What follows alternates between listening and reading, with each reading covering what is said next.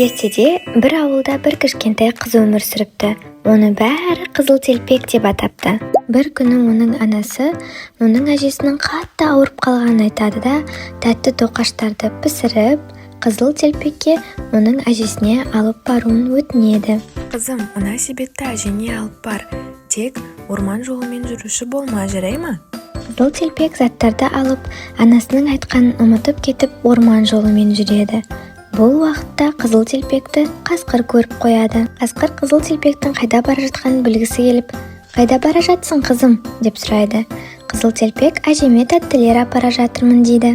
Бұны естіген қасқыр қызыл телпектен бұрын әжесінің үйіне барып, қызыл телпекті жемекші болады. Осы кезде қасқыр үйге кіріп, әжесін тығып қойып, оның киімдерін киіп төсегіне жатып алады. «Әже, мен келдім» деп қызыл телпек әжесінің үйіне келгенде өзінің әжесін көреді. «Әже, неге сенің мұрның ұзарып кеткен? Құлақтарың неге ұзын? Тістерің неге өткір?» дей бергенде қасқыр «Сені жеу үшін» деп қызыл телпекке атылып қалады.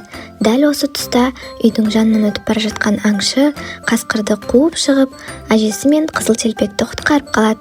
Барлығы аман қалады. Осымен ертегі бітті. Аналарының айтқан тыңдаңдар балалар.